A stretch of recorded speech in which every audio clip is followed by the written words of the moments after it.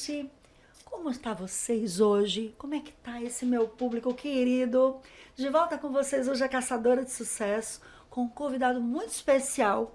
Hoje, um pré-candidato a vereador da Olinda, cidade maravilhosa, patrimônio cultural da humanidade. Seja bem-vindo, Alessandro Sarmento.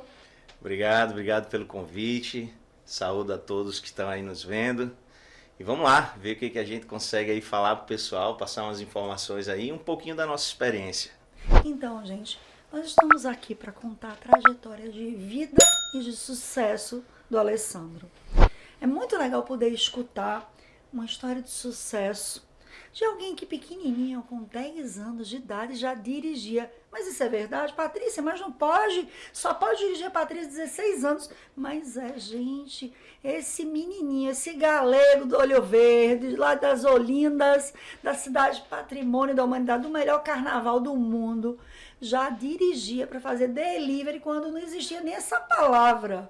Quando não existia delivery, ele já fazia delivery, não é isso mesmo? Isso aí. Meu pai sempre é motociclista, gosta muito de automobilismo. Então, desde criança, ele já ensinou a pilotar, guiar moto, né? E assim, modesta parte, eu era bom, mesmo com 10 anos. Eu fazia isso bem e o pessoal não acreditava que eu tinha 10 anos de idade, né? Você tem quanto de altura, Alessandro? Eu tenho 1,90 m. E você com 10 anos de idade, acho que já tinha 1,70 m, não tinha não? Eu já era bem grandinho, já se destacava no meio dos amigos. Que aí, na verdade, passava desapercebido. Quando passava uma blitz ali, achava já que já tinha 17, né? Porque como você é alto, eu acredito que você com 10 anos já tinha uma estatura mediana, não é isso? Mas eu sempre tive uma cara de criança mesmo, aí a cara de criança entregava. Quem Ninguém visse ali nunca via pegou, que não, era... uma blitz, nunca te pegou? Bem, aconteceu um episódio engraçado, que minha mãe, ela fornecia almoço, né, quentinhas, as famosas quentinhas, então ela me colocava para entregar. Então quando eu fui entregar numa padaria, para o dono da padaria e os funcionários dele, estava uma viatura da polícia lá na frente. E aí? Então quando eles não só viram, eu cheguei, estacionei, tudo certinho, e desci uma criança, aí eles ficaram olhando assim, ué, o que é isso aí? Aí quando eu voltei pro carro, aí eles já não deixaram mais eu dirigir. Aí eu fiquei detido, né? Fiquei detido lá e eles perguntaram, cadê seus pais? Não, eu moro aqui perto e tal. Então vamos lá, vamos levar você em casa. Aí um dos policiais entrou no Você carro. tinha roubado o carro? Tu pensou isso, exatamente. E o pior, né? Eu roubei o carro para entregar comida pros outros. E aí, no caso, era melhor manter essa ideia de que tinha roubado o carro mesmo, para os teus pais não se complicarem, né? Eu já tinha um treinamento, minha mãe já tinha passado um treinamento. Como é que era esse treinamento? É bem isso que você falou, disse, olha, se acontecer alguma coisa, você diga que pegou a chave do carro escondido, que a gente não sabe isso e aquilo, mas precisava trabalhar, né? Então tinha que ir em frente. Gente, 10 anos de idade, imagina, se você parar para pensar que é um homem trabalhador, né? A gente vê que tem crianças que já desde pequenininho já tem aquele tino comercial, já tem aquela força de vontade de ajudar, já se oferece para ajudar os pais. Eu acho que era bem isso, né, Alessandro? Era isso, e assim, eu tenho uma mãe que é uma guerreira, ela sempre trabalhou para nos dar o que podia. Ela não tem muita instrução do ponto de vista de educação, né? Não chegou a fazer faculdade, essas coisas. Eu acho que minha mãe deve ter o fundamental, né? Então a força dela era no trabalho. Então desde sempre ela foi empreendedora, trabalhou vendendo confecções, essas coisas, e eu já ia com ela ajudando a levar as sacolas de roupas dela. Quantos anos você tinha nessa época? Aí eu era um pouco mais novo, aí eu devia ter uns 7, 8, entre 7, 8, 9 anos de idade. Foi quando gerou essa parte aí da minha mãe sacoleira. Aí a parte já que ela começou a trabalhar... Você é filho único? Não, eu tenho um irmão, eu tenho 43 anos, meu irmão tem 41. É pouco mais de 1 ano e 8 meses a diferença entre a gente. E, gente, o Alessandro, ele é engenheiro civil, gente. Mas... a Patrícia, sim, existem muitos engenheiros civis. E acredito que desde de criança, adolescente, né, Alessandro? Os jovens, eles têm, né, um sonho. Mas vocês vão ficar realmente incrédulos de onde surgiu esse sonho. E por que o Alessandro enveredou pela engenharia? Vamos falar disso? Bem, meu pai, ele é servidor público e sempre gostou muito de fazer reformas em casa. Todo ano meu pai, quando não tinha problema, ele arrumava para poder fazer reforma dentro de casa. Então, a gente já cresceu com um ambiente de obras, né? E meu avô é carpinteiro, marceneiro, então a gente já via aquelas coisas de ferramentas em casa, isso. Por que engenharia, Alessandro? Como foi que você decidiu que ia ser engenheiro?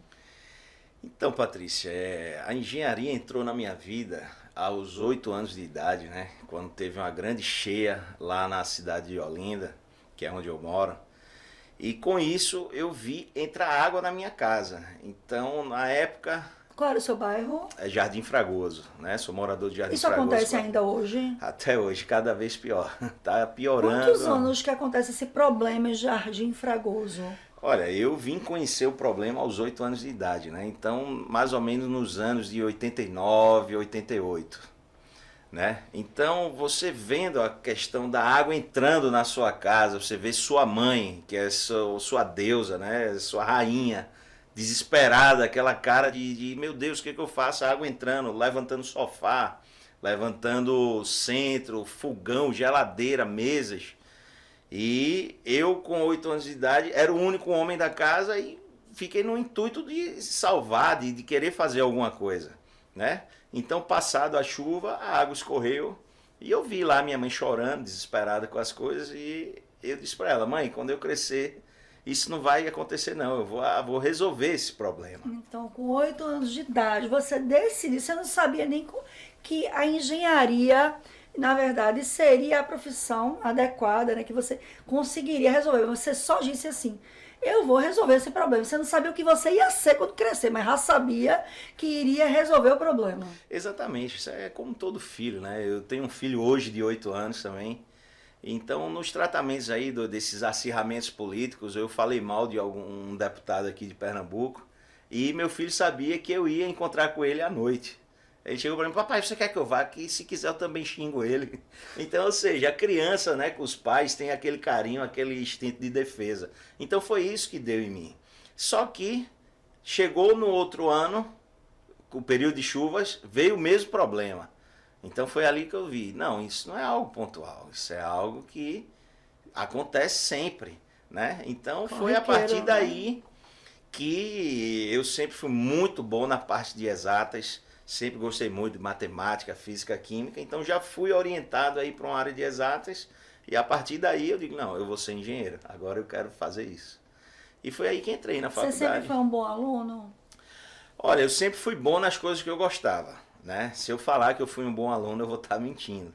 Por exemplo, matemática, física e química eu era muito bom a ponto de dar aula para os colegas que eram fracos na disciplina. Agora as demais eu estudava para passar, biologia, história, geografia, Mas essas era aquele coisas. aluno que passava por média. Sim, sim, passava por média, sim, com certeza. E passei no meu primeiro vestibular, né? Passei na Universidade de Pernambuco, né? Passei em 12º lugar de primeira. Olha só, gente. Então, quando a gente vai vendo a história das pessoas de sucesso, você veja, né? Você nasceu em Jardim Fragoso, sua mãe, na verdade, trabalhava vendendo roupas, não é isso? Isso. Ela sempre foi autônoma, né? Trabalhou no início vendendo roupas, confecções. E assim, ela tinha uma clientela muito boa, que minha mãe se preocupava em vestir bem. Ela era meio que estilista das clientes dela. A depender do corpo, das coisas que tinha, ela indicava a roupa. Então ela era muito bem quista pelas clientes dela. Então quando eu vi, ela saía com uma sacola no ombro, outra com outra, as mãos assim, eu digo: não, mãe, eu vou com a senhora, vou ajudar. E eu fazia o trabalho com ela. Me lembro se hoje, a gente ia de ônibus, levava as sacolinhas, o ônibus parava lá, a gente esperava a gente subir. Aí depois, com o passar do tempo, quando minha mãe começou a se destacar, né, com essas vendas de roupas, aí meu pai começou a intervir. Aí já emprestava o carro, já não precisava ela sair só, emprestava. E a dificuldade era com o motorista. Então, como ela sabia que eu dirigia bem, aí eu ajudava também nisso, né? E com o passar do tempo a gente trabalhou com salão de festas, com buffet, aluguéis de mesas, cadeiras, é, utensílios de garfo, faca para cerimônias de jantar. Então eu também carregava isso. A gente tinha uma pequena caminhonete e eu já dirigia também. Agora eu já estava com mais 11, 12 anos de idade. Meu Deus. Apesar de ser ilegal, né? A gente já fazia isso. Ô Patrícia, esse programa não passa para criança não, né? Que eu espero que meu filho não veja isso, para ele não me cobrar que eu Então, ensine deixa eu te falar, a Caçadora de Sucesso, ela fala para adolescente, sim. Qual é o propósito da Caçadora de Sucesso? Destinada mesmo para jovens, o público jovem, que está conhecendo, que vai ter na Caçadora de Sucesso, vai começar a conhecer muitos mentores. Então a gente quer levar para eles, na verdade, uma nova fé, sabe? Uma fé no sucesso, uma fé no que virá, entendeu? Que não é fácil não cai do céu não, viu? É para quem busca. Vem do céu, mas é para quem busca. Tem que ralar bastante. Eu tenho outra também que essa eu acho que eu não tinha falado para você antes e vale muito a pena falar. Sobretudo para o pessoal aí que tem mais de 40 anos de idade, que está vendo a gente, que sabe que a boemia na década de 90 era muito boa lá em Olinda, né? Então existia um bar chamado Las Vegas, lá em Olinda, que era um bar que atraía muita gente do Recife, de Jaboatão, né? E meu pai, ele é aposentado do Banco Central do Brasil, então ele tinha muitos amigos do Banco Central, muitos amigos da Caixa Econômica, do Banco do Brasil, e ele sempre gostou muito de festa, de farra. E a nossa casa era uma casa num padrão bom e tinha um sítio do lado, então era muita festa que meu pai dava. Então os amigos dele falavam assim, ô Osias, por que você não abre um bar? Então meu pai resolveu abrir esse bar e na época as bandas que tocavam nesse Las Vegas saía de lá e ia tocar no bar do meu pai, que era chamado Viva a Noite. Eu era garçom. Gente, com quantos anos? Aí eu já tinha uns 11, 12 anos. Eu já tinha. É. Aí ele fala assim, eu já tinha, a gente espera que ele diga que seja 15, né? Aí ele vem com 11. Ele é todo prematuro. Todo prematuro. Você nasceu a termo? Ou você foi prematuro até no nascimento? Ah, não sei. Minha mãe nunca contou nada disso, não. Como é que chama sua mãe? Maria da Luz. Dona Maria da Luz, que vai nos assistir. Depois eu vou convidá-la a vir aqui para falar um pouquinho, né? De como é que era realmente, visto por um outro ângulo, né? O nosso querido amigo, né? Engenheiro e pré-candidato a vereador de Olinda, Alessandro Sarmento. Alessandro, e aí você começou como garçom aos 11 anos de idade. Sua mãe tinha buffet de festas infantis, é isso? Sim, de festas em geral. 15 anos, casamentos. Como chamava o buffet? Era o Requinte da Noite, que já foi uma derivação do Viva a Noite. E qual era o bairro que ficava? Era lá em Jardim Lá em Fragoso? Jardim Fragoso mesmo. Então aí foi a parte que eu comecei a ganhar dinheiro. Por quê? Os empresários do ramo de bar, restaurante, os 10% que pagava da conta realmente dava para os garçons, né? Então o que acontece? Como eu era muito novo, ficava lá de calça preta, camisa branca, gravatinha borboleta, todo mundo só queria ser atendido por mim. Não é? A gente assim, tive uma educação boa, sabia me comportar. A galera achava o máximo e só queria vir para mim. Então, os garçons profissionais da casa que a gente tinha ficavam enciumados comigo. Né? Talvez pensava até que era uma técnica dos meus pais de tirar um pouco da comissão dos garçons e ficar para dentro de casa. Não, mas eu vou deixar registrado aqui, viu? Minha mãe me pagava e pagava bem certinho. No final do expediente estava lá o dinheiro. Então foi aí que eu aprendi a gostar do dinheiro. E daí a cabeça empreendedora foi abrindo cada vez mais. Ele com 10 anos já dirigia, entendeu? Já ajudava a mãe. E depois, com 11 anos, ele já era garçom. Garçom. Ele já tinha um emprego. Ele já tinha salário e ganhava gorjeta. Enquanto a maioria das crianças com 11 anos de idade só pensa em jogar videogame, Alessandro já ganhava comissão. É engraçado que com esse dinheiro, né, eu sempre gostei de praticar esportes. Eu comprava minhas chuteiras do futsal boas, chuteiras boas. Na época não tinha esse advento de Nike, Adidas, essas coisas. Era Reebok, né? É isso, Reebok. Então a gente já tinha, então já se destacava junto aos amigos. E assim, a gente sabe que a sociedade lá de Olinda, o poder aquisitivo não é tão alto. Então os pais mantinham o padrão de casa e o que sobrava comprava uma chuteirazinha para o filho jogar. Então a gente já tinha algo na época que destoava. Mas por quê? Porque eu trabalhava. Não era se destacava, né? Não era porque meus pais eram abastardos financeiramente. É porque o poder do trabalho nos propicia comprar o que a gente pensa querer, né? E, na verdade, se você parar para ver, né, como é que é a educação oriental, né? Os japoneses, eles criam, as crianças, elas limpam as próprias escolas. Você para pensar aquela história da gente dizer que quando a gente não planta nada, não é que não nasce nada, nasce praga. Enquanto que elas têm que limpar a escola, elas não sujam. É isso, é sobre isso. É para que a gente, na verdade, comece a refletir sobre valores, entende? Que essa história de, trabalho escravo, trabalho infantil, entende? Você para pensar, está se criando um exército de gente preguiçosa. Então, assim, a gente precisa gerar empregos, né? Para que as pessoas tenham realmente direito ao trabalho, mas que não se criem um exército de gente preguiçosa. E aí a gente entrou nesse mérito do trabalho infantil. Você veja, Alessandro com 11 anos de idade trabalhava junto aos pais. É o que acontece, na verdade, em outras culturas, né, como a cultura oriental, onde os filhos ajudam os pais. E isso não deveria ser classificado como trabalho escravo, trabalho infantil, entendeu? E uma observação pertinente, Patrícia, e na época, os pais dos meus amigos, né, que eu trazia os amigos da escola também, apresentava, meu pai tem um bar, um restaurante, vão lá. E eles iam. E não tinha uma censura naquela época de não, tá, o trabalho infantil. Ao contrário, o pessoal achava legal também, né? Mas a sociedade foi mudando e de uns 20 anos para cá, isso ficou meio que marginalizado, o trabalho infantil, alguma coisa, né? Então eu acho que o governo, ou até a própria sociedade, podia abrir mais um pouco a cabeça com relação a isso, que por mais que eu trabalhasse, mas eu estava sob a supervisão dos meus pais. E estava aprendendo o ofício. Isso, entendeu? exato. Você vê que hoje em dia tem um programa de incentivo, né? Que é o jovem aprendiz, tudo isso.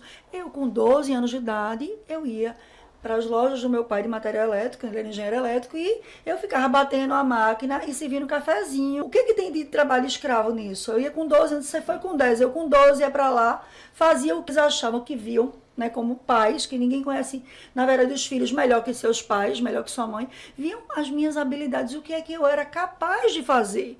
E que, na verdade, aquilo ali fosse construtivista, entendeu? Tivessem construindo uma mentalidade de alguém que, na verdade, se crescesse sendo trabalhador. Sim. Entendeu? Não preguiçoso, não alguém que, na verdade, fica em casa assistindo televisão, jogando videogame sem fazer absolutamente nada. E que muitas vezes, principalmente com a economia que está hoje no país, as crianças não querem lavar o próprio copo, o próprio prato que comeu, né, o próprio copo que bebeu uma água, não forra a cama que dormiu. Como é que é a educação que você dá ao seu filho hoje, com 8 anos, nesse quesito? Né? Sobre, na verdade, ajudar em casa, né? Lavar o prato, forrar a cama, arrumar seu quarto, ou ajudar você em alguma tarefa. Como é que é essa educação hoje com o seu filho? Depois que eu fui picado pela paternidade, eu brinco assim, a gente muda, a gente tenta proteger os filhos, eu faço o que posso, mas tem esse caráter educacional também. E mandar um beijo aqui, ó. Como é que ele chama? Pedro. Pedro, um beijo gostoso pra você, meu lindo. Então tá vendo quando o papai reclama pra você ajudar a lavar as louças, a forrar sua cama, tem um propósito, tá, filho? Não é porque papai é chato, não. Então é isso, a gente tem que realmente mostrar pelos exemplos. Lá em casa eu costumo falar assim, filho, eu vou lavar o almoço, mas a janta é você, tá? Que você tá comendo e tá sujando também. Então a gente já passa o senso da responsabilidade coletiva. Né? Por exemplo, eu não sei cozinhar, mas minha noiva é uma exímia cozinheira. A gente tem um trato Peraí, lá. calma, vamos lá. Olha que já deu água na boca. Como é que é o nome da sua noiva? É Mariane Tozin. Olha só, Mariane, estou esperando o convite para provar essa gastronomia. Né? O rapaz chega aqui dizendo que ganhou alguns quilinhos extra. Agora eu tô entendendo por quê, né? Porque existe uma chefe que pegou ele pela barriga, e aí, bom, o que acontece? Ele criou uns quilinhos a mais, e agora não gosta mais de restaurante nenhum. Só quer comer a comida da noiva. E a gente tem um trato, né? Assim, quem cozinha não lava. Não lava. Muito justo, muito justo. Mariane, muito justo isso, viu? Vou aprender com você. Então aí, já que meu filho também não cozinha, eu já vou ensinando a ele, ó, então você lava o almoço, eu lavo a janta, a gente vai alternando. E assim, ele tem feito isso, a gente supervisiona, tem 8 anos, não tem aquela habilidade de segurar um prato, digamos assim, ensaboado, mas a gente fica ali do lado, já ensinando, e no que depender de mim, vai trabalhar assim. E qual é a especialidade da casa? Olha, ela faz uma massa excelente. Ela é uma mato-grossense, né? Eu conheci uma galinhada também que ela faz, que é uma delícia. E mais massas, essas coisas assim, ela faz muito bem. O tozinho dela até de família italiana. Mas voltando lá, né? Então, você estava lá como garçom, e aí na sequência, né? Você passou quantos anos trabalhando com sua mãe como garçom, e como foi que você saiu daí para ir para um outro trabalho? E qual foi o trabalho? Não, então, aí a partir dos 12 anos de idade, aí a gente já começa a focar em vestibular, né? Apesar dos pais terem me colocado para trabalhar muito cedo, mas eles também me deram a responsabilidade dos estudos. Então, a partir daí, a gente começou a focar um pouco mais nos estudos e como os negócios eram próprios, a gente ajudava como podia, né? Então, na hora de focar, a gente focou. Então, eu fui estudar, né? Como eu falei, passei no meu primeiro vestibular, mas eu gostei desse negócio de ser dono das suas coisas, né? Já não quis mais tanto buscar empregos fora, já pensei em mim, como entrei na faculdade de engenharia, desde o primeiro momento, o meu primeiro prédio já foi feito dentro da faculdade. E eu dizia, quando eu me formar, eu vou abrir minha construtora, vou ter o meu negócio também. E quando eu falo construir, foi planejar, né? Ah, sim. Deixei ele todo planejado. Durante a faculdade, eu buscava muitos professores, porque eu ia pegando as dicas e eu mesmo fazia os Você projetos. era monitor também? Não, não cheguei a monitorar, não.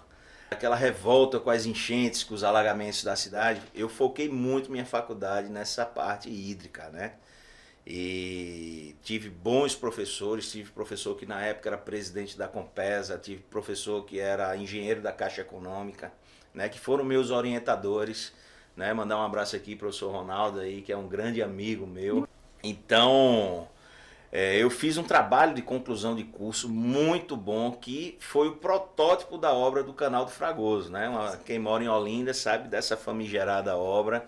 E a partir daí eu comecei a me qualificar cada vez mais. Hoje eu sou especialista em gestão e regulação de recursos hídricos, sou autor do plano diretor da drenagem urbana de Olinda, né? Então aquela fúria que eu tive do passado, aquela angústia que era algo pessoal, eu fui vendo que era da nossa vizinhança, da nossa comunidade, do quarteirão do bairro. É uma indignação, na verdade, conjunta, né? E de uma promessa que você fez à sua mãe, né? Pois é, e a promessa, viu, mãe, tá em voga ainda. E vamos, se Deus quiser vai dar certo. E a gente chegou em lugares que agora não tem como dar errado mais. Diz que o Alessandro, com 8 anos de idade, ele fez uma promessa para a mãe dele. E a vida dele, o propósito da vida dele inteira, foi em função dessa promessa, dessa indignação, né, de ver um filho, quando ele é um bom filho, que vê uma mãe no desespero, da água entrando dentro de casa e perdendo tudo, na verdade, que se compra com muito sacrifício, fogão, geladeira, os móveis, cama, sofá. Se perder tudo que se comprou, o que ele viu, a mãe dele, né? Sacoleira, vendia roupa para as amigas, se tornou praticamente um estilista das amigas todas, das clientes. Né, pegava ônibus com aquelas sacolas pesadas e que ele se oferecia para ajudar para carregar essas sacolas. Viu a mãe, né, em bar, restaurante, trabalhando até altas horas da noite para vender, para garantir o sustento, para comprar esses móveis, para de repente vir a água, as enchentes e levar tudo que se foi comprado com muito sacrifício.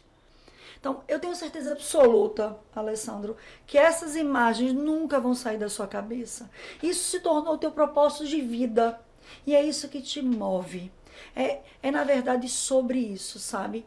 Que dá força para você, que deu força para você estudar bastante, para passar no vestibular, nas duas faculdades públicas, passar em 12º lugar no vestibular, no primeiro vestibular de engenharia.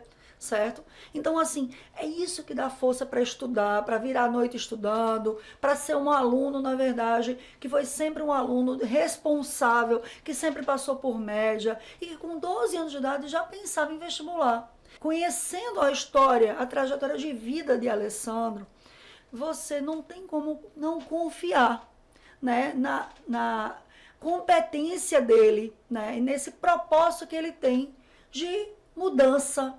Eu acredito que se todos os políticos tivessem um propósito como o seu, era impossível que a gente não tivesse grandes obras concluídas. Não como esse canal do Fragoso, que tem quantos anos? Só de atraso 10 anos. E aí, quanto, na verdade, já foi gasto, né?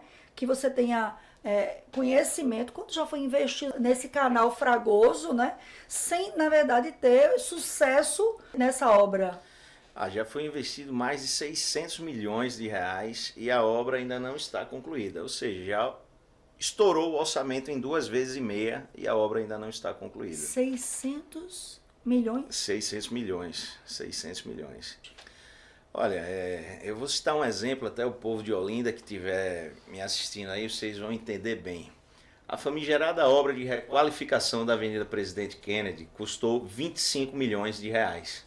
Ou seja, nós conseguimos fazer 30 requalificações da Avenida Presidente Kennedy com esse dinheiro.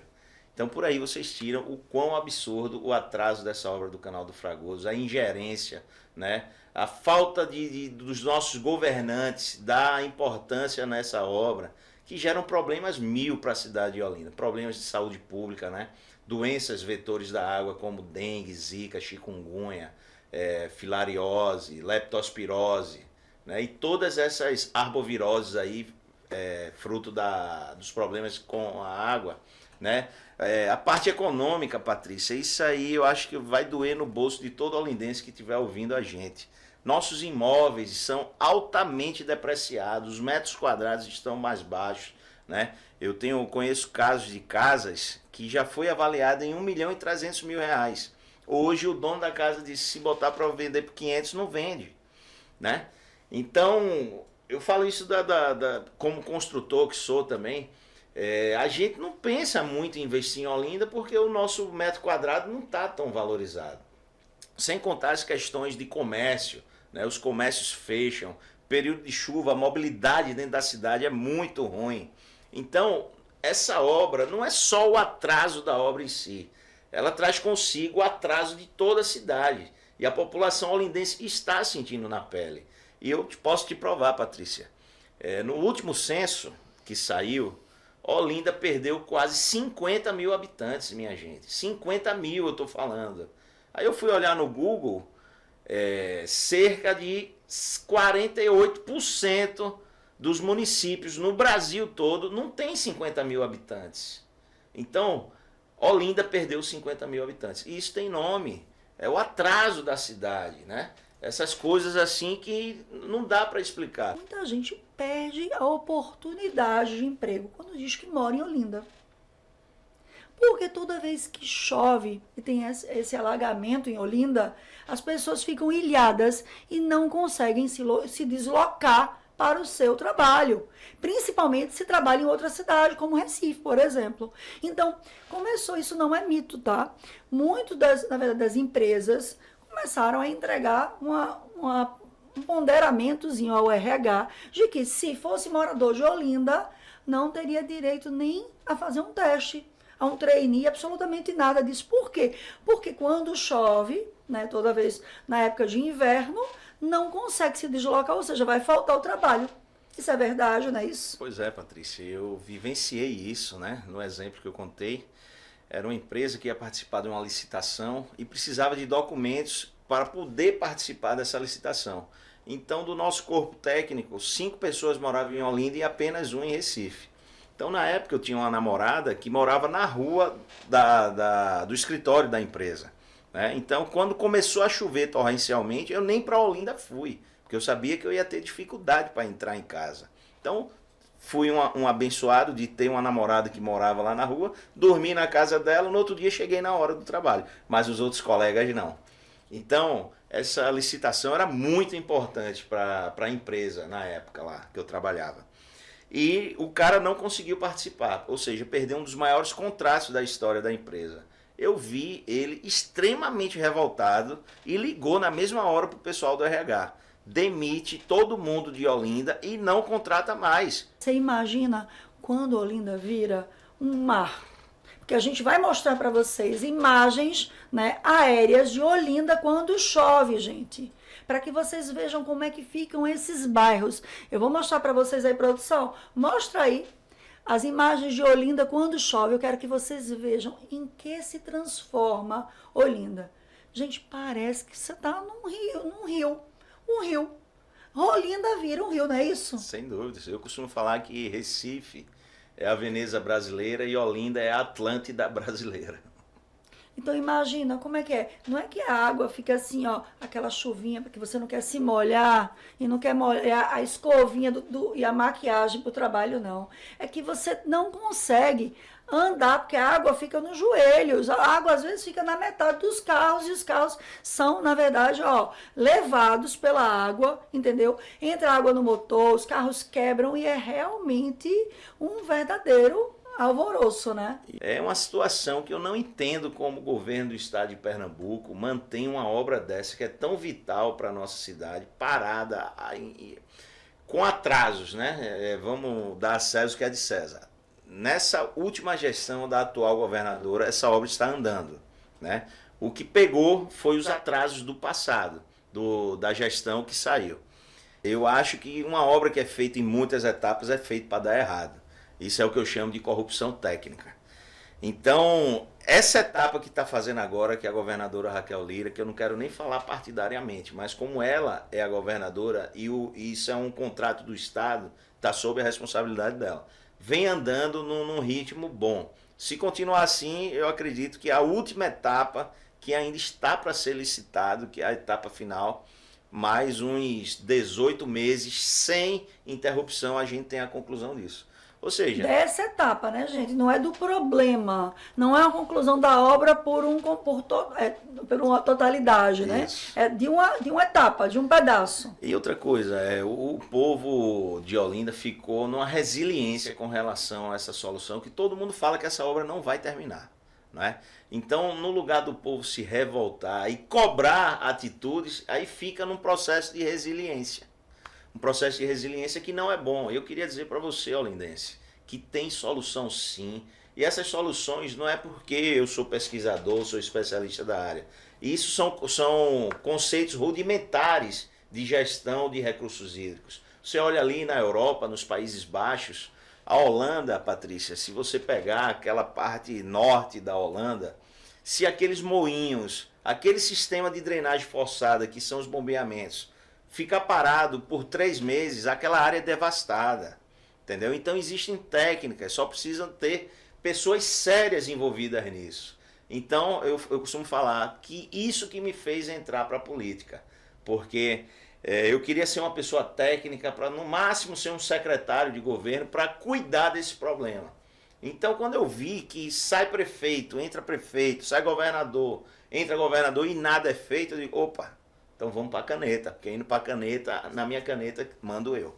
E tem 2, né, projetos de lei já para a Câmara, não é isso? Sim, já esses 2 projetos já feitos, só esperando o momento de sermos agraciados aí, quem sabe, no futuro, com o nosso mandato para colocar em prática. Que é importante também falar, Patrícia, quando eu trouxe esse projeto do plano diretor da drenagem, a prefeita Luciana Santos, na época, eu não consegui falar com ela. Qual foi o ano? Foi no ano de 2007 para 2008. Já que o tema aqui é sucesso, pessoas de sucesso, essas coisas, eu levei um baita de um não, de uma fechada de porta pela prefeita da época. Né? Eu pensei assim, pô, então eu sou muito novo, tô recém-formado, de repente ninguém está me dando a importância para o problema. Mas aí não, eu fui me qualificando, fui estudando, fui pesquisando mais a cidade. E aí a prefeita Luciana Santos terminou o mandato dela, entrou o segundo prefeito, que foi o Renildo Calheiros, que hoje é deputado federal. Quando ele entrou, eu fui lá também oferecer o projeto do plano diretor da drenagem para ele. E ele também, eu não consegui falar com ele, nem com a equipe dele, nem nada. Então entrou um terceiro prefeito, que é o atual, o prefeito Lupécio. Então consegui chegar até ele, aí já mais experiente, né, já mais qualificado, né, minhas pesquisas já rodando por aí. Então ele me recebeu, gostou muito do meu projeto, colocou para conversar com o secretariado dele todo, os secretários toparam. Então foi aí que eu propus um convênio de parceria técnica entre a Universidade Federal de Pernambuco, onde eu estava pleiteando um mestrado lá, e a Prefeitura de Olinda. Então, quando eu entrei no mestrado, fui aprovado no mestrado da Universidade Federal de Pernambuco, eu consegui, junto com o coordenador do Laboratório de Recursos Hídricos, fazer essa parceria, né? Então chegou no momento do prefeito assinar esse convênio de cooperação público e cooperação técnica, perdão, né? Para você que está em casa entender melhor, é tipo assim, tem os mestrandos e os doutorandos, e ele tem as dissertações e as teses deles, e Olinda tem as patologias. Ou seja, ia juntar a fome com a vontade de comer. Que nesse né? caso é o problema, né, do canal do Fragoso. Da drenagem urbana em si da cidade. A drenagem já toda. É a drenagem toda, não é mais só do canal do Fragoso. Né? Então, o prefeito, de última hora, não assinou esse convênio. Eu já estava trabalhando como voluntário há 1 ano e 2 meses. Né? Os pesquisadores da universidade, os mestrandos, os doutorandos, já estavam há 3 meses e o convênio não foi feito. Aí você vê a questão política no problema. O prefeito, na ocasião, chamou uma coletiva de imprensa, soltou nos jornais que Olinda firma um termo de cooperação técnica com a Universidade Federal de Pernambuco. E nunca saiu do papel isso. Né? Então, para ter o espólio político do negócio, os políticos sabem fazer, mas executar não executam. Então, naturalmente, a partir daí, o prefeito criou um rival político, digamos assim, um crítico político, e assim a gente vem batendo nessa tecla há muito tempo. Tanto é que hoje eu tenho essa lei do plano diretor da drenagem urbana de Olinda. Caso a gente lá na frente venha obter sucesso, eu já tenho a lei para colocar direcionamento na drenagem do município. Ou seja, aquela minha promessa lá atrás da minha mãe, hoje realmente está nas vias de fato de chegar lá e dizer, não mãe, agora tem uma lei, quando essa água chegar na casa sua e na casa dos olindenses, alguém vai ter que pagar por isso, porque ninguém aguenta, todo ano perde imóveis, entra água em casa, é um transtorno, é filho doente, é aquele negócio. Então não, agora alguém vai ter que ser responsabilizado por isso, porque são décadas de descaso, então está na hora do basta. Com relação à segurança, você como pré-candidato a vereador, você vê alguma solução que você acha que deveria ter sido feito? O que está faltando? O que você pretende fazer? Bem, Patrícia, eu fui convidado em novembro do ano passado, através do presidente da CDL Olinda, para participar de uma palestra com o comandante do batalhão que cuida de Olinda, né? Porque estava tendo muitos assaltos, muito roubo nos comércios de Olinda. Então, a CDL provocou a Polícia Militar de Pernambuco para dar uma satisfação aos lojistas, né? Então, ele deu um dado que eu fiquei horrorizado. Ele falou que Olinda, para ser minimamente com padrões de segurança adequados, precisariam de 778 policiais. Meu Deus. E ele falou que no período do ápice ele consegue 240 policiais. Nós estamos falando de menos de 3 vezes do que precisa. Então é um problema que, sabe, às vezes eu acho que a dignidade humana, que é muito importante falar disso, esse pessoal, os nossos governantes, passam por cima drasticamente. E isso tem estudos, se você for na internet aí, você vai... nas organizações das Nações Unidas, aí tem lá os princípios de para quantos moradores precisa de tantos policiais em um país desenvolvido. Então você vê que a gente não é tratado desde a sua concepção como um país desenvolvido. E a segurança pública é algo muito sério, porque os impostos que nós pagamos, por lei, tem que ser revertido para a nossa polícia militar, para a polícia civil, para a polícia federal. Então esse dinheiro existe. Para onde vai? O que eles fazem com isso? Isso tem método, tem um sentido de suprimir essas coisas para as próximas gerações ficarem cada vez mais dependente. A nossa liberdade de pensar, eu acho que hoje em dia é muito tolhida. Muito limitada, tolhida, exatamente. Muito tolhida, e tem método isso. E tem, na verdade, a gente sabe que também tem um propósito, né? Quanto menos de informação, né, informação real... Mais submissão. Mais submissão, exatamente. Então, assim, se você não sabe os seus direitos, você não vai poder cobrá-los. Deixa eu contar um episódio, eu acho que vale a pena aqui diante disso.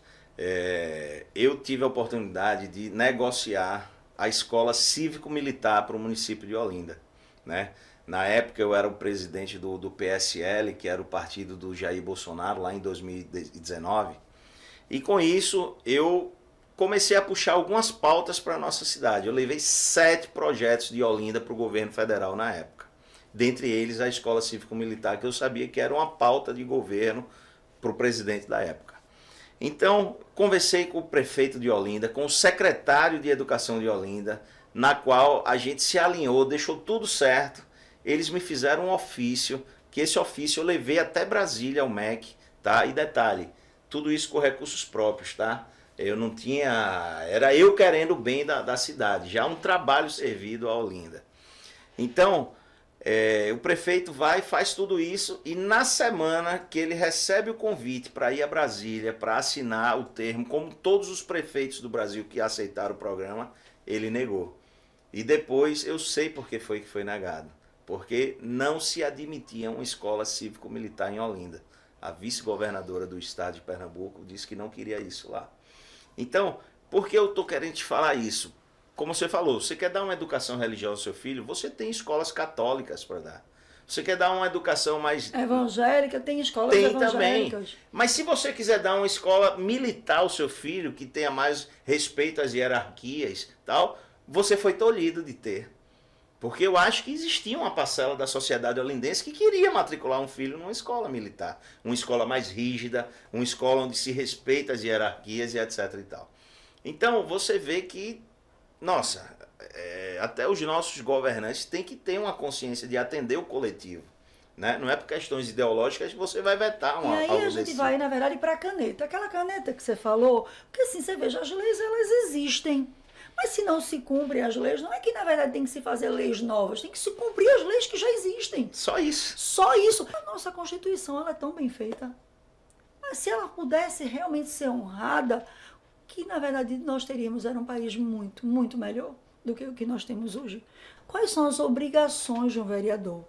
O vereador, ele é quem faz as leis e quem fiscaliza o poder executivo. Ou seja, o prefeito ele vai precisar fazer alguma obra e quer destinar aquele recurso para aquela obra. É levado para a apreciação da Câmara, para a Câmara aprovar que ele gaste aquele dinheiro. Agora tem as prerrogativas também por lei que o prefeito por si só ele pode fazer algumas coisas. Mas a função do vereador é propor leis para a nossa cidade, fiscalizar as leis que tem e fiscalizar o poder executivo, o prefeito. Pensando na importância do vereador, a gente pensa na importância do nosso voto. Como é importante você conhecer, e esse é o propósito hoje da Caçadora de Sucesso, a gente está trazendo aqui um pré-candidato, né, a vereador de Olinda, para que vocês conheçam na íntegra, conhecendo a história de vida dele, quais são os propósitos deles e realmente quais são as intenções, o plano de governo dele. Você disse que você trabalhou na Esplanada, né? Isso. Olha, eu jamais imaginava, né? Isso foi uma situação que aconteceu fruto da política. Quando eu via que os prefeitos lá da cidade de Olinda não queriam fazer as coisas que deveriam para a cidade, isso foi me causando uma revolta por dentro. Então eu disse, não, então quem vai assumir a caneta agora sou eu. Então, para chegar lá nisso, eu precisei conversar com muitas pessoas, conhecer muita gente envolvida com a política. Tanto é que eu presidi o partido do PSL à época. Como foi essa? Você de repente começou a presidir um partido, como foi tudo isso? Então, as pessoas foram vendo o quanto eu me saía bem ao falar de política. Por quê? Porque eu vivi isso, principalmente as portas que foram fechadas, né, para os meus projetos na engenharia. Então, diante disso, muita gente via talento em mim. Então foram me ajudando a abrir as portas. Até que eu cheguei no partido PSL, na época, que era do Luciano Bivac, em Recife. E o assessor dele eu encontrei na Bodega do Velho, lá em Olinda, num estabelecimento lá. Estava tomando uma cerveja com os amigos e estava falando das coisas. E foi aí que ele disse que estava precisando de uma liderança em Olinda. Então foi exatamente num balcão de mesa de bar que eu fui convidado para fazer parte do PSL em Olinda. Ou seja, coisas de Deus mesmo. Pois né? é. Impressionante como tem a mão do Criador em cada uma, na verdade, das paradas de trajetória do Alessandro. E aquela história de estar no lugar certo na hora certa. Mas a gente tem essa frase, mas essa frase na verdade não é Deus que lhe põe lá mesmo. Exatamente. Né? Faz parar o ônibus, faz o trânsito acelerar, faz todos os semáforos ficarem verdes, faz você sentir vontade de tomar geladinha. Sim. E tudo isso. Então foi nisso. Aí quando eu entrei, eu não tinha aspirações políticas, mas queria contribuir. Tanto que eu entrei como vice-presidente do partido lá. E o presidente do partido, o finado Zé Arnaldo, que é um ex-prefeito de Olinda, né? Ele era o presidente, mas ia sair candidato a deputado federal. Então, ao sair candidato a deputado federal, eu naturalmente como vice assumi o partido. E ao assumir o partido, eu assumi mesmo. Eu comecei a fazer ações, né? Fazer visitações de rua, levar a militância também. E com isso eu fiz a maior carreata que a direita de Olinda já viu. A gente fez uma carreata, tem um amigo meu que mora lá na beira-mar, ele colocou uma GoPro lá e começou a marcar o cronômetro embaixo. Deu 17 minutos do primeiro ao último carro andando. Isso lá em Olinda foi algo inédito, sobretudo para a direita. Né? Então a gente foi crescendo. Daí o presidente Jair Bolsonaro foi eleito, né? O candidato Jair Bolsonaro foi eleito, e a gente pegou, eu e outros amigos, falou, tá na hora da gente cuidar do nosso quintal agora. E essa carreata, ela aconteceu em que momento? Como foi? No período eleitoral, de 2018. Então, na verdade, era em prol de Bolsonaro? Sim, era em prol da direita, dos conservadores, que naquele momento estava representado por Jair Bolsonaro. Entendi. Né? Então, quando ele foi eleito, a gente disse, agora, nossa luta acabou, porque elegemos o presidente? Não, vamos cuidar do nosso estado agora.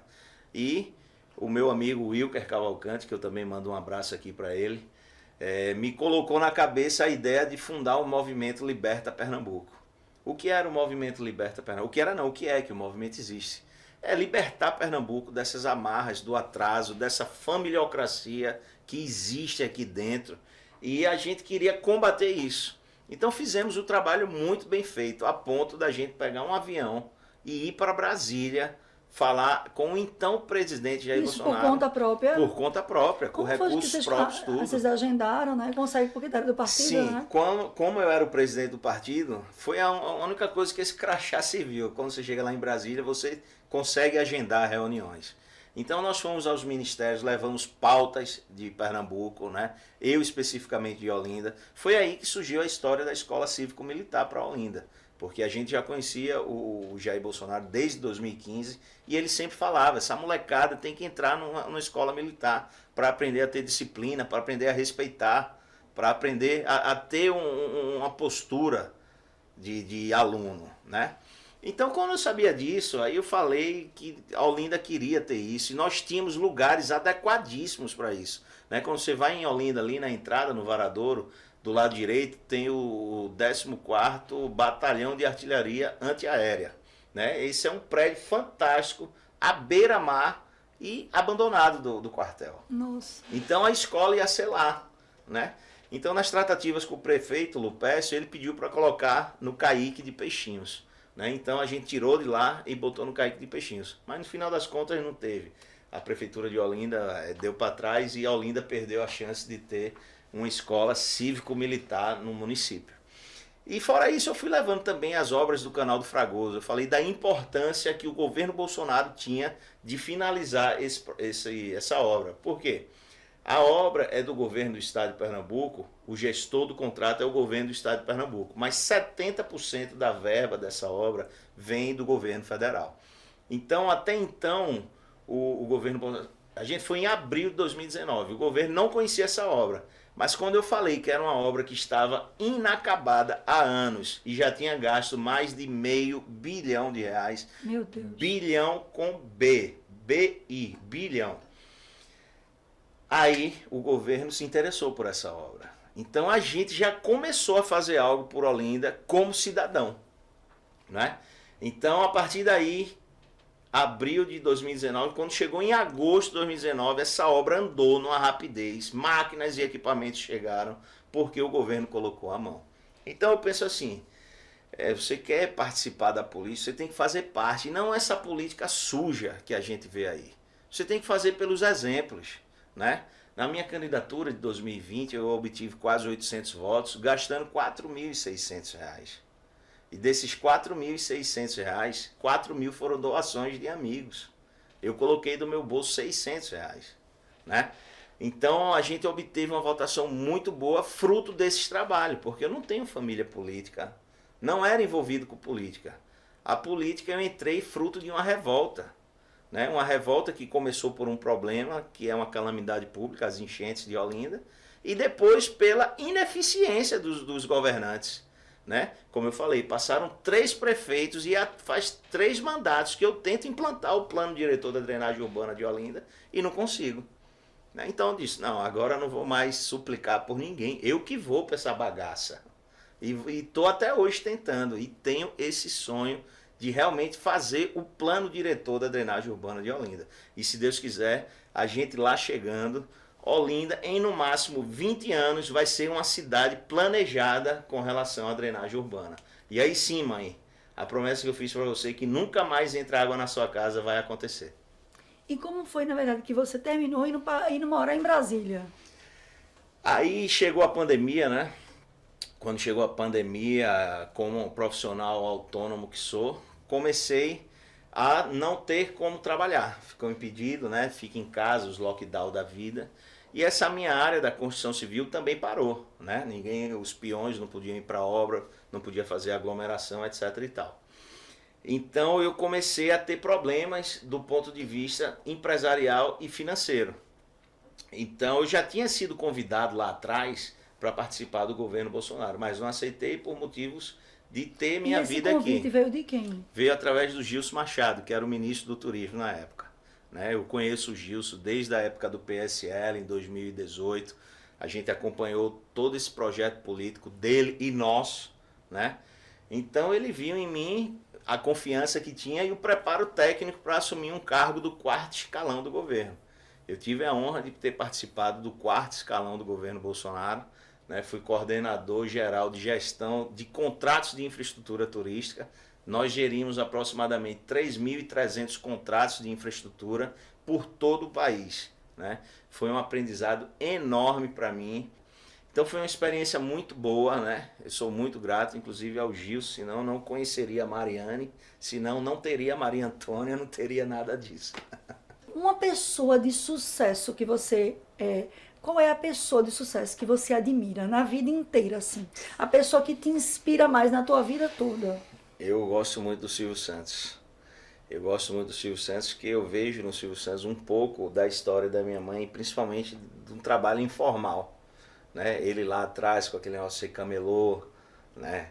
E ao ser camelô ele viu que as pessoas não tinham muito tempo de ir ao camelô, mas aí foi o que ele fez, ele levou o camelô para as paradas de ônibus, para as balsas ali em Niterói que levava para o Rio de Janeiro. Então ele foi ao encontro das pessoas, ele sempre ia se moldando à situação. E ao ir para as balsas lá de Niterói, ele viu a oportunidade de alugar algumas também, e a partir daí ele já começou a trabalhar com o transporte das pessoas. E dentro do transporte ele via que as pessoas reclamavam de sede, de fome, que não tinha tomado café em casa para ir trabalhar. Então ele abriu lanchonetes dentro da balsa. Então veja a capacidade do empreendedorismo desse dele, homem, né? do empreendedorismo dele. Então a partir daí, quando ele teve a oportunidade de alugar um horário na TV Tupi, fez, e hoje ele fez esse império do SBT e de várias outras coisas, do Baú da Felicidade, né? E banco, já trabalhou, já teve um banco próprio.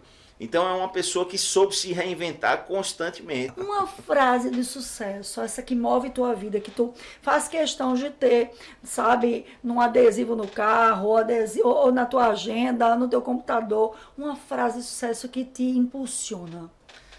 Olha, essa frase eu aprendi ela na época do 2º grau, né? Quando você termina, você vai para a área lá, humanas, saúde e exatas. Então a nossa frase do pessoal de exatas era: se o melhor é possível, o bom não é suficiente.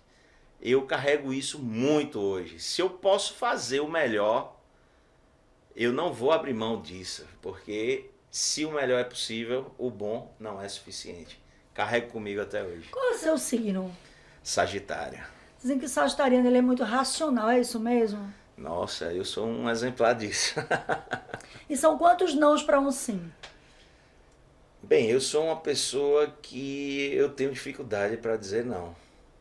Agora sim, quem me conhece sabe que não chega em determinado negócio que vai ter ou não. Mas assim, talvez as pessoas já sabendo que o não vem, nem tentam. Então, mas se você, na verdade, tem que racionalizar as coisas, né? Refletir, pensar bastante, você dá um sim assim no impulso? Não, é difícil. É difícil. Ah, mas eu conheci uma mulher que está conseguindo levar muitos sim meus e sim sem raciocinar. A minha noiva Mari. Vamos falar um pouquinho do coração agora, né? Antes da gente voltar para o sucesso. Não existe sucesso. Sucesso, ele não é somente uma área isolada da tua vida. Para que você tenha sucesso, você tem que, na verdade, colocar uma harmonia entre todos os fatores, todos os departamentos da sua vida, principalmente o amor. Para conhecer bem, né, do Alessandro, a gente quer entender o que é o amor para você, sabe? E o quanto ele é importante na tua vida, certo? Quais são os seus planos amorosos, né, com a Mariane, né? O que é que você acha como é que você acha que um homem deve tratar o amor da sua vida? Olha, agora vou perguntar até a produção aí se tem filtro. Bota um filtro aí para eu ficar mais branco e agora eu vou ficar vermelho. Vou ficar envergonhado. Mas enfim, a Mariane eu conheci lá em Brasília, né? A Mariane é do Mato Grosso, mas trabalha em Brasília há 16 anos. E eu, nos últimos 18 meses, eu também trabalhei lá em Brasília. Trabalhei na esplanada dos ministérios. Fazendo o quê? Né? Eu trabalhei no Ministério do Turismo, fiz parte do 4º escalão do governo anterior do presidente Jair Bolsonaro. Então a Mariane trabalha lá no Senado. Então, nisso, através de aplicativo de relacionamento que a gente se conheceu. Nossa senhora, não foi no posto de gasolina não, gente! Foi no tal do app! Foi no app. Então foi isso, eu conheci a Mariane lá, uma pessoa fantástica, uma pessoa que logo de cara me entendeu. Eu não estava vivendo uma fase muito boa. Eu costumo falar que o coração estava judiado na época. Vinha sair de um relacionamento muito conturbado, que é o relacionamento do meu ex-casamento, né? Então tava Você tipo foi assim. casado por quantos anos? Fui casado por 6 anos. Por 6 anos que foi fruto da geração do meu filho, Pedro. Mais uma vez, beijo papai. É uma pessoa que me trouxe muita paz pro coração no momento que eu menos acreditava. Qual é o signo da Mari? E eu sou tão ruim de signo, mas a Mari é de 21 de agosto. Eu acho que é. Acho que é o último dia de Leão. Leão, é isso mesmo. Leão é uma pessoa de um sorriso fácil e ela, assim, me acolheu de uma forma. Muito focada ela, né? Sim, me acolheu de uma forma que eu nunca senti isso num relacionamento, porque de fato eu não queria me relacionar. Mas ela foi muito persistente e soube me cativando aos poucos, que quando eu vi eu já estava apaixonado por ela, né? Não teve algo premeditado. Então, Quanto tempo de namoro? Nós completamos agora 1 ano e meio de relacionamento. Que eu começo a dizer que a gente já começou namorando, né? Já começou namorando. Então, a Maria Antônia, que é a nossa filha que ela está esperando. Nome muito lindo, viu? Foi completamente planejado. Sim. Foi. Eu cheguei para Mari e falei, olha, eu ainda penso em ter filhos. Ela, eu também. Então, logo depois de mais ou menos 6 meses de relação, ela decidiu abrir. Disse, vamos ser nossos filhos? Vamos. E por sinal, foi concebida aqui em Serrambi, aqui em Pernambuco. Olha que é pernambucana, independente de nascer aqui ou nascer lá em Brasília, ela foi concebida no meu Pernambuco, na terra dos altos coqueiros. Pois é, e vou até confidencializar para você aqui uma situação que logo quando ela resolveu abrir, eu acho que foi na primeira ou na segunda relação que a gente teve. Inclusive quando ela ficou grávida, quando terminou, eu disse a ela, você ficou grávida agora, amor. Ela começou aqui, por quê? Eu digo, minha filha, que você levou até minha alma aí dentro de você. Meu Deus do céu, o negócio foi feito, né? Não, mas foi, eu falei pra ela, você tá grávida hoje, dito e feito. Ela começa a rir quando eu digo, não é mesmo, você falou na época lá. Bem, eu sou um tanto quanto pouco inspirado nessas coisas, mas assim, amor, nossos planos, nossos projetos, não tem a menor dúvida que todos eles emanam do meu coração. É um desejo que sai daqui de dentro do coração. E graças a Deus eu encontrei uma pessoa tão maluca igual a mim, que é você, que quer fazer as mesmas coisas que eu quero. Então vamos juntos, continuando nesse propósito aí, né? Nem a distância que a gente passou algum tempo afastado, ela lá em Brasília, eu aqui, parece que a distância só nos aproximou mais, e agora com a nossa Maria Antônia, distância nunca mais. Vamos embora juntos, hein? Alessandro, a gente sabe de duas só, únicas certezas na vida, né? A gente só tem essas duas. Que a gente vai morrer um dia, né? Porque o meu gatinho, ele não sabe que vai morrer, né? O pet, né, da Maria, ele não sabe que vai morrer, o cachorrinho dela. E Deus nos deu essa sabedoria de saber que um dia vão precisar da gente lá em cima, né? E a gente tem um outro grande presente de Deus, que é não saber quando.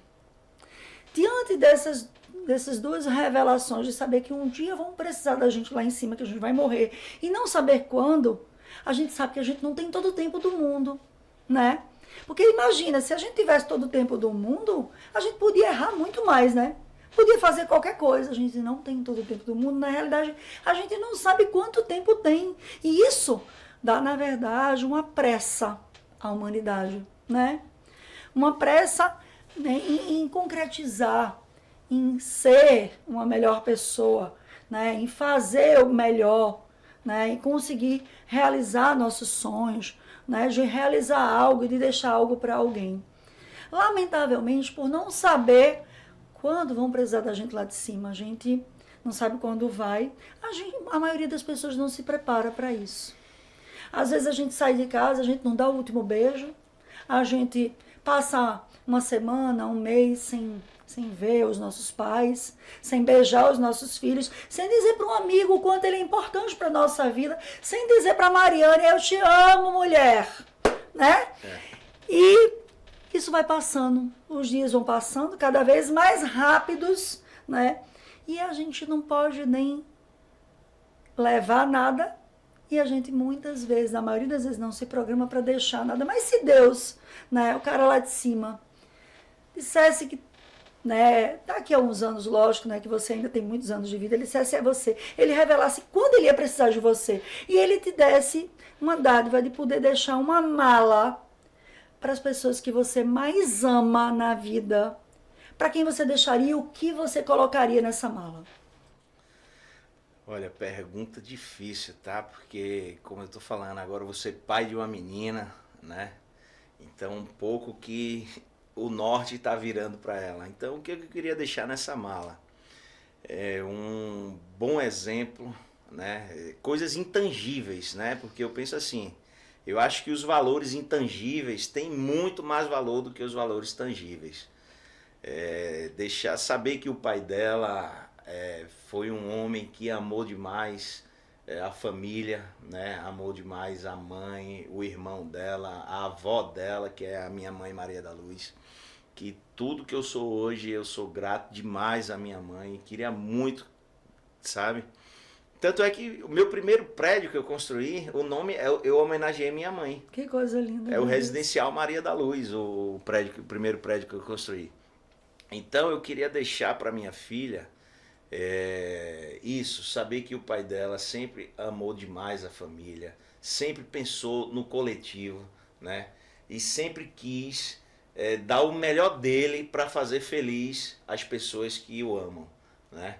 Então eu acho que o principal mala que eu ia deixar era isso, de amor, de sentimentos bons e de bons exemplos, que se Deus quiser lá na frente vai ter um nome de uma rua, Engenheiro Alessandro Sarmento, e a minha filha vai olhar lá para aquela rua e dizer, meu pai deu a vida aqui para resolver essa promessa que ele fez à mãe dele de nunca mais entrar água na casa.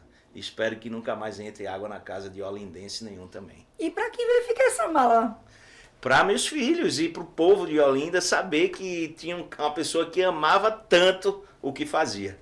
Então, gente, essa mala vai ficar para os 2 filhinhos do Alessandro e para todo o povo olindense. Porque esse aqui, meu filho, vai ser eleito. Pode escrever, produção, o que eu estou dizendo. E receba em nome de Jesus. Que Deus te abençoe muitíssimo. Amém, amém, amém. Os teus sonhos é um projeto de Deus. Antes de você sonhar, já era o sonho dele, já era o projeto dele. Quando você vem, você não sonha sozinho, você sonha junto. Tanto a Maria Antônia, né? Como é o nome do seu filho? Pedro. O Pedro, mas a Maria Antônia, como também todos os outros sonhos que você tem. Você não sonhou sozinho. Antes mesmo de você existir, ele já tinha sonhado por você. E eu tenho fé em Deus, né? Tenho Jesus Cristo como meu Senhor e Salvador, que Deus vai te abençoar muito na tua vida, que você vai realizar muito ainda e que vai ajudar muito ainda muitos olindenses. Amém. Muito obrigada pela sua presença no nosso programa. Hoje a gente foi muito feliz, né, com toda essa sua fé que você tem, sabe, em receber o teu conhecimento, conhecer a tua história. E eu tenho certeza que a história do Alessandro Sarmento inspirou muita gente hoje, sabe? E que essa inspiração seja motivação na vida de vocês. Um beijo no coração de cada um e até a próxima Caçadora de Sucesso.